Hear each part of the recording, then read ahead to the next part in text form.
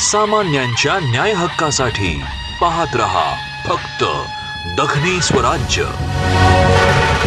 छत्रपती संभाजीनगर जिल्ह्यातील फक्त शिक्षकांसाठीच आयोजित केलेल्या दुसऱ्या शिक्षक साहित्य संमेलनामध्ये परिसंवाद घेण्यात आला होता। परिसंवादाचा विषय होता विद्यार्थ्यांमध्ये वाचन संस्कृती रुजविण्याचे आव्हान, साहित्य वाचनाची आवड कशी वाढवावी। डॉक्टर शिवानंद भानुसे यांच्या अध्यक्षतेखाली संपन्न झालेल्या या परिसंवादामध्ये डॉक्टर रुपेश मोरे, डॉक्टर जयश्री किनारीवाल, अनिल देशमुख, संजय कुलकर्णी आणि शिवाजी काकडे यांनी सहभाग नोंदवला होता। या परिसंवादाचे सूत्रसंचालन मीनाक्षी राऊत यांनी केले, तर आभार प्रदर्शन नीता श्री माळ यांनी केले होते। परिसंवादाचे अध्यक्ष डॉक्टर शिवानंद भानुसे यांनी अध्यक्षीय समारोप केला। शिक्षण विभाग जिल्हा परिषद छत्रपती संभाजीनगर आयोजित दुसरे शिक्षक साहित्य संमेलन 2025। आजच्या या संमेलनाच्या अध्यक्षा ज्यांनी प्रचंड वाचन केल्यामुळे त्या लिहू शकल्या अशा आशा खरतडे डांगे मॅडम, ज्यांनी खूप वाचन केलं, अभ्यास केला म्हणून ते IAS झाले। आजच्या संमेलनाचे उद्घाटक आदरणीय दिलीप स्वामी सर, या संमेलनाचे मार्गदर्शक विकास मीना सर, या संमेलनाच्या स्वागत अध्यक्षा अश्विनी लाटकर पानसरे मॅडम, या संमेलनाचे माजी स्वागत अध्यक्ष आदरणीय Madhukar Deshmukh sir, Jayashree Chavan madam, Bhumkar madam, आजच्या या माझ्यासोबत जो आज हा जो परिसंवाद आहे विद्यार्थ्यांमध्ये वाचन संस्कृती रुजवण्याचे आव्हान, साहित्य वाचनाची आवड कशी वाढवावी, या परिसंवादातील सर्व विचारपीठावरील वक्ते आणि आपण सर्व मित्रांनो, अगदी थोडक्यात मी अध्यक्षीय समारोप करतो। सर्वच वक्त्यांनी अगदी अभ्यासपूर्ण अशी वक्तव्य केलेली आहेत, अभ्यासपूर्ण मांडणी केलेली आहे। अध्यक्षाचं काम फक्त सर्व वक्त्यांनी कशी मांडणी केली, त्यामध्ये काय असतं अशा पद्धतीनं ते सांगायचं असतं। तेवढं काम अगदी थोडक्यात मी करतोय, कारण मान्यवर या ठिकाणी उपस्थित आहेत। या ठिकाणी माझे गुरुवर्य ऋषिकेश कांबळे सर आहेत, आतकरे सर आहेत। 15-20 वर्षापूर्वी जर भेट झाली शिक्षकाची, विद्यार्थ्याची, कुणाचीही,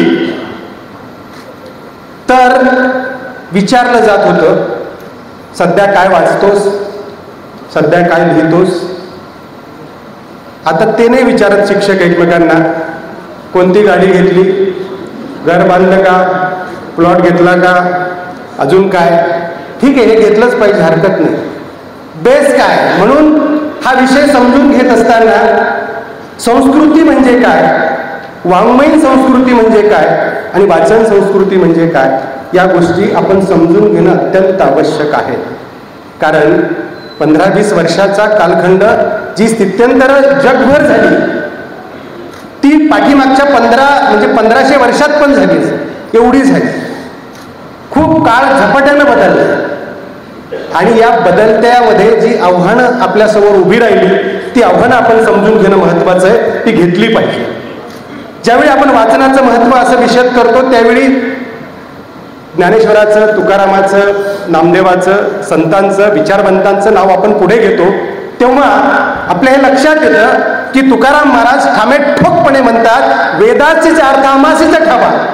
म्हणजे काय, वेद वाचलेत, उपनिषद वाचलेत, 6 शास्त्र वाचलेत, 18 पुराण वाचलेत, म्हणून तुकारामानं 5,500 अभंग लिहिले। कदाचित वाचलं नसतं तर हे निर्माण झालं नसतं। ज्ञानेश्वर महाराजांना गीतेचे 700 श्लोक समजून सांगण्यासाठी 9,000 उदाहरणं दिलीत आणि 9,000 उदाहरणं म्हणजे 9,000 ओव्या ही ती ज्ञानेश्वरी।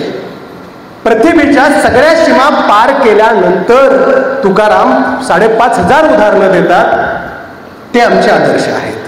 हे वाचनातून घडलं। क्रांतिबा महात्मा ज्योतिराव फुले स्पष्ट लिहितात की थॉमस पेन वाचला आणि मी भारावून गेलो. वाचला, समजून घेतला. डॉक्टर बाबासाहेब आंबेडकरांनी बुद्धाचं चरित्र वाचलं म्हणून डॉक्टर बाबासाहेब आंबेडकर भारतरत्न, विश्वरत्न, जागतिक कीर्तीचे विचारवंत होऊ शकले. भगतसिंग फाशी उद्या देणार आहे आणि ते आज वाचन करत होते.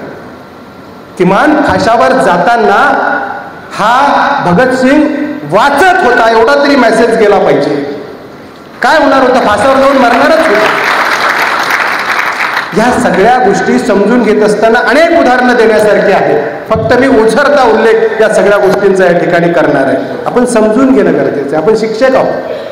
कुठल्याही देशाचा दर्जा हा त्या देशातील शिक्षण व्यवस्था किती दर्जेदार आहे यावर अवलंबून असतो आणि कुठल्याही शिक्षण व्यवस्थेचा दर्जा त्या देशातील शिक्षक किती दर्जेदार आहे त्यावर अवलंबून असतो आणि कुठल्याही शिक्षकाचा दर्जा त्याचं वाचन किती प्रगल्भ आहे यावर तो अवलंबून असतो. आम्ही ते समजून घेणं गरजेचं आहे.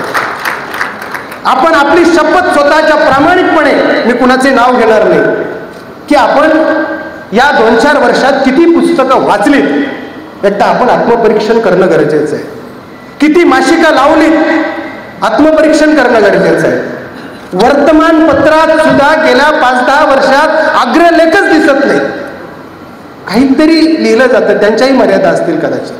वर्तमानपत्र भूमिका मांडत होती, आम्ही लक्षात घेतलं पाहिजे. ती त्यामध्ये सदर चालत होती, त्यामध्ये चित्र होती, सगळ्या गोष्टी.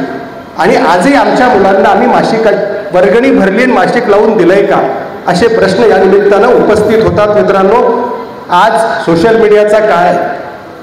वाचन संस्कृती संपला असं मी म्हणणार नाही. मुद्रण कलेपासून, पुस्तकापासून माणसं, विद्यार्थी, मुलं दूर चाललीत. ती स्क्रीनवर आलीत बऱ्यापैकी. परंतु यातून आपण हे सांगितलं पाहिजे की आपण पुस्तक वाचलं पाहिजे, कारण पुस्तक हा आत्मसंवाद आहे. पुस्तक ही तपश्चर्या आहे. पुस्तक ही विपश्यना आहे. कारण तुम्ही सलग ते 5-6 तास 10 तास वाचू शकता, स्क्रीनवर नाही. एका विषयाशी दुसऱ्या विषयाशी संबंध नसतो. या गोष्टीचं आत्मपरीक्षण करण्याची गरज आहे. आणि दुसरी महत्वाची गोष्ट, मुलांना जे हवंय ते द्या. अभ्यासक्रमात जे हवंय ते अपेक्षित आहे. अभ्यासक्रम सुद्धा अपडेट होण्याची गरज आहे. इथे शासनातले मुख्य अधिकारी या ठिकाणी उपस्थित आहेत. आमचे देशमुख सर आमदार होता राहिले, कदाचित विधिमंडळात गेले असते तर अजून काही बऱ्यापैकी, कारण पहिलं संमेलन सुरू झालं आणि तुमच्यासारखी माणसं जर विधिमंडळात जाणं आवश्यक आहे तर इथे अधिकारी उपस्थित आहेत. काही गोष्टीकडे जाणीवपूर्वक लक्ष देणं आवश्यक आहे. जशी त्यांची जबाबदारी आहे तशी तुमची, आमची, सगळ्यांची जबाबदारी आहे. आणि जे कालबाह्य होतं ते आपल्याला सोडावं लागणार आहे. त्या दृष्टीनं पुढे जावं लागणार आहे.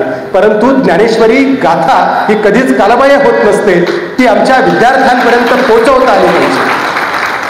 आजही आम्ही ऐतिहासिक कादंबऱ्या घेतल्यानंतर मृत्युंजय समोर घेतले की विद्यार्थ्यांना वाचवून दाखवा. एकदा त्याला त्या पद्धतीची गोडी निर्माण करणं आवश्यक आहे. कारण मनोरंजनाची साधनं आजूबाजूला प्रचंड उपलब्ध आहेत. त्याला सांगा की कर्ण काय म्हणतो मृत्युंजयमध्ये. मी माझ्या आठवणी तुम्हाला सांगणार आहे. आठवणी ह्या बकुळ फुलांसारख्या असतात, त्या सुगंधित असतात. हे मात्र मला कधीच पटत नाही. आठवणी कशा असतात? हत्तीच्या पायासारख्या असतात, त्या खोल ठसा उलटवून जातात. मी काय म्हणतो, ज्या मातेनं मला घडवलं, वाढवलं, तळहाताच्या फुलाप्रमाणे जतन केलं, हरणाच्या पाडसाप्रमाणे सांभाळलं, ज्या मातेच्या दुधाचे तुषारे अजून माझ्या ओठावरून सुकले नाहीत आणि ज्या मातेच्या दुधाने माझी वाणी पवित्र झाली, तिला साक्षात दंडवत करतो. सांगा त्यांना, अरे सांगा तो काय व्याख्या केली तारुण्याची. तारुण्य म्हणजे ज्वलंत धमन्यांचा विरस्पंदन. निसर्गाने मानवाला दिलेला सर्वात श्रेष्ठ वर, जीवनाच्या नगरीतील एकमेव राजमार्ग, आनंदाने वावरण्याचा कालखंड, कर्तव्य दाखवण्याचा कालखंड, वास्तवतेच्या आणि कल्पनेचे पंख लावून आकाशात उंच उंच भरारी मारण्याचा कालखंड म्हणजे तारुण्य. जो तारुण्याचा सदुपयोग करतो तो सुप्रसिद्ध होतो, तो दुरुपयोग करतो तो कुप्रसिद्ध होतो. सांगा त्या पद्धतीने त्यांना. अशा पद्धतीचे संस्कार होणं गरजेचे आहे. 600 पुस्तक घेऊन त्याच्या पुढे बसू नका कदाचित, परंतु या पद्धतीनं सांगणं आवश्यक आहे. वाचनाचं महत्त्व, अभिरुची बदलत चालली आहे, रंजनवादाकडे आपण वळत चाललोय, परंतु हे सांगणं गरजेचं आहे. त्या पद्धतीनं तुमची आमची सगळ्यांची ती जबाबदारी तशी जशी शिक्षकाची आहे, जशी प्रशासनाची आहे, जशी सरकारची आहे, तशी ती अत्यंत महत्त्वाची ती पालकाची आहे. कारण खरी संपत्ती ही संतती असते. तो उद्या कोण होणार आहे याच्यापेक्षा तो चांगला माणूस होण्यासाठी त्याला ते संस्कार वाचनाशिवाय दुसऱ्या गोष्टीतून मिळू शकतात असं मला वाटत नाही. म्हणून डॉक्टर बाबासाहेब आंबेडकर म्हणतात, वाचाल तर वाचाल. म्हणून वाचणं महत्त्वाचं आहे. त्या दृष्टीनं आत्मपरीक्षण होणं गरजेचं आहे. ते व्हावं अशी या प्रसंगी अपेक्षा व्यक्त करतो. कारण फक्त साहित्यावर, कारण साहित्य वाचनाची आवड आपण म्हणतो, परंतु आमच्याकडे काय होतंय माहिती आहे का सर? समीक्षक पण इथं आहेत, प्रकाशक पण इथे आहेत. काय होतंय आमच्याकडे? बालसाहित्य लिहिणारे सगळे प्रौढ साहित्यिक आहेत आणि तुम्ही आम्ही वाचतो. बालक कुठे वाचतात? त्यांच्यासाठी आपण कुठल्या सायकोलॉजिकली, फिलॉसॉफिकली या गोष्टींचा विचार होणं सुद्धा आवश्यक आहे. यावर विचार म्हणताना तर पाट्या टाकणं रोज चालू आहे. पाठीमागचा धडा दुसऱ्या वर्षी शिकवणं म्हणजे शिकवणं होत नाही. म्हणून टीचिंग लर्निंग यामध्ये सुद्धा अनेक गोष्टी होणं अपेक्षित आहेत. त्या व्हाव्यात. उपदेश करणं सोपं आहे, अंमलबजावणी करणं अवघड आहे, परंतु तुमची माझी ती सगळ्यांची जबाबदारी आहे. अशी जबाबदारी म्हणून, कारण आपण गुरु आहोत. गुरुर ब्रह्मा गुरुर विष्णू गुरुर्देव महेश्वरा गुरुर साक्षात परब्रह्म तस्मै श्री गुरुवे नमः. पृथ्वी नभाने भरली आहे, परी पल्ल्याविना प्राप्ती नव्हे. आत्मा श्रमशुद्ध आहे, परी गुरुविना प्राप्ती नव्हे. याचं आत्मभान आपण सगळ्यांनी ठेवलं पाहिजे. म्हणून तुकारामांनी म्हटले, आमाघरी धन. म्हणून शब्दांना अर्थ असतात, अर्थांना भावना असतात, भावनांना संदर्भ असतात, म्हणूनच त्याला अर्थ असतात. शब्दच माणसाला घडवतात आणि शब्दच माणसाला रडवतात. अशा पद्धतीने विचार केला पाहिजे. कारण इलियट नावाचा शास्त्रज्ञ म्हणतो, जेव्हा माणूस समाजाशी संघर्ष करतो तेव्हा वक्तृत्व निर्माण होतं, आणि जेव्हा माणूस स्वतःच्या मनाशी संघर्ष करतो तेव्हा साहित्य निर्माण होत असतं. ते मनाशी चाललेला संघर्ष असतो. तो संघर्ष आपण आज या पद्धतीने अभिव्यक्त झालं पाहिजे आणि पुढे आलं पाहिजे अशी माफक अपेक्षा या निमित्तानं व्यक्त करतो. माझ्या सगळ्याच इथल्या परिसंवादातील वक्त्यांनी खूप चांगलं या ठिकाणी मनोगत व्यक्त केलेलं आहे. त्यांचंही अभिनंदन करतो. मला या ठिकाणी बोलवलं, माझा आदर सत्कार केला, माझं आपल्या सगळ्यांनी ऐकून घेतलं, त्याबद्दल आपलेही सर्वांचे आभार मानतो आणि थांबतो. धन्यवाद.